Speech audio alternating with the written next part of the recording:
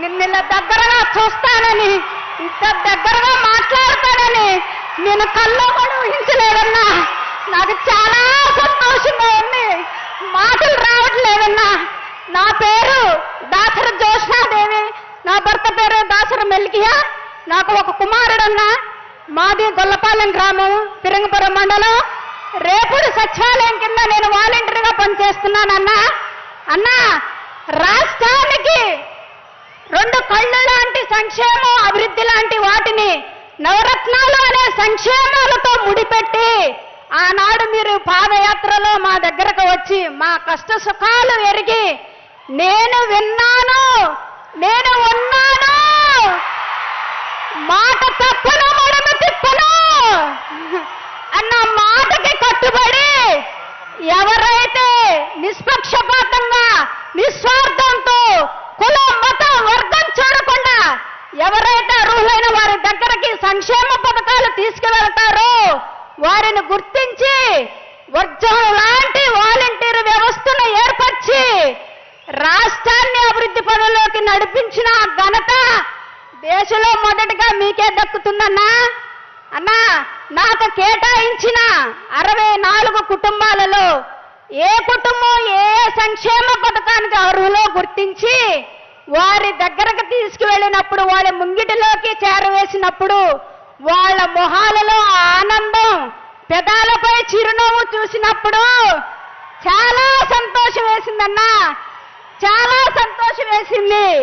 ముఖ్యంగా అన్నా, ప్రతి నెల తెల్లవారకు ముందే 1వ తారీఖున తలుపు తట్టి ఆ అవ్వాతాతల చేతుల్లో ఆ పింఛను పెట్టినప్పుడు, అమ్మా మేము కష్టాలు పడకుండా మా పెద్ద కొడుకు, మా మనవడు ప్రతి నెల మీ ద్వారా ఇలా ఇస్తున్నందుకు మా దీవెనలు ఎప్పుడూ ఉంటాయని బాబుకు చెప్పండి అని మా చేతులు తాకినప్పుడన్నా అనుభూతి వర్ణించలేవన్నా.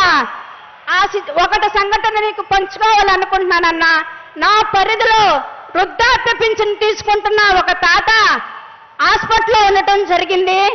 ఆ మరుసటి రోజే 1వ తారీఖన్నా నేను మన యాప్ 12 అయితేనే ఓపెన్ అవుతుంది. నేను 12 దాకా తన దగ్గర కూర్చొని ఆ పింఛను ఇవ్వటం జరిగిందన్నా.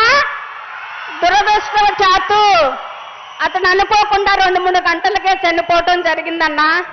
అప్పుడు తన భార్య వచ్చి నన్ను గట్టిగా హత్తుకున్నప్పుడు నాకు చాలా ఏడుపు వచ్చిందన్నా. అప్పుడు అనిపించింది నాకు, ఇది కదా అసలైన సేవ అని.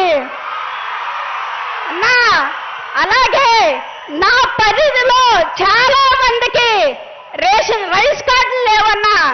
కానీ మన ప్రభుత్వం వచ్చినాక వాళ్ళకి రేషన్ కార్డులు ఇచ్చినప్పుడు, రైస్ కార్డులు ఇచ్చినప్పుడు వాళ్ళు పొందిన ఆనందం అంతా ఇంత కాదన్నా. ప్రతి నెల రైస్ తీసుకుంటున్నప్పుడు, అక్క మీ వల్లే ఇది మాకు సాధ్యమైంది అన్నప్పుడు ఆ సంతోషానికి అడ్డులు లేవన్నా. అన్న, ఒక్క మాటలో చెప్పాలంటే తల్లి గర్భంలో ఉన్న శిశువు దగ్గర నుంచి వాళ్ళకి వృద్ధాప్యం వచ్చే వరకు ఏ ఏ వయసుల్లో ఏమేమి అవసరమో ఒక తండ్రిగా, తల్లిగా, అన్నగా గుర్తించి సంక్షేమ పథకాలను వాళ్ళ చేతుల్లో పెడుతున్నప్పుడు ఇలాంటి సీఎం గారిని ఎవరు వదులుకుంటారన్నా? ఎవరు వదులుకుంటారన్నా?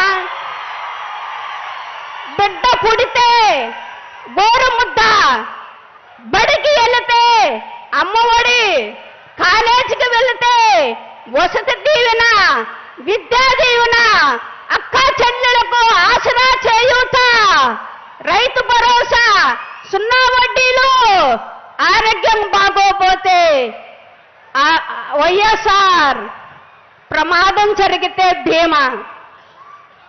ఈ పథకాలు ఉంటే ఇతర దేశాలు, రాష్ట్రాలు మన సీఎం గారు వైపు, మన రాష్ట్రం వైపు చూడకుండా ఎలా ఉంటాయన్నా? అందుకే రాష్ట్ర ప్రజల గుండెల్లో మీరు ఒక ప్రత్యక్ష దేవుడైపోయారన్నా. ఆ ప్రజల దీవెనలు మీకెప్పుడు మెండుగా దిండుగా ఉంటాయన్నా. మేము ఇంకా రాబోయే రోజుల్లో ఇంతకంటే రెట్టింపు ఉత్సాహంతో పని చేస్తామని మా వాలంటీర్ల తరఫున మాట ఇస్తున్నానన్నా. రాష్ట్ర ప్రజలు మరలా మీ కోసం సిద్ధంగా ఉన్నారన్నా. ప్రేమతో, ఎంత ప్రేమతో ఎదురు చూస్తున్నారంటే మరలా మీ చల్లని మేలైన సురక్షితమైన పరిపాలన కోసం 1000 కళ్ళతో ఎదురు చూస్తున్నారన్నా. అది మీరు త్వరలోనే చూస్తారన్నా. ఇలాగే మా వాలంటీర్లు ఎంతకన్నా ఉత్సాహంతో రాబోయే రోజుల్లో పనిచేస్తామని మా వాలంటీర్ల తరఫున మీకు వాగ్దానం చేస్తున్నానన్నా. మరొక్కసారి నాకు ఈ అవకాశం ఇచ్చినందుకు మీకు కృతజ్ఞతలు తెలియజేసుకుంటానన్నా.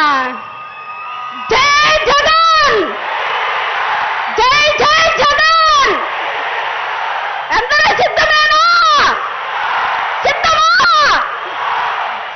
ధన్యవాదాలమ్మా. తర్వాత మరొక వాలంటీర్ ముఖాముఖి.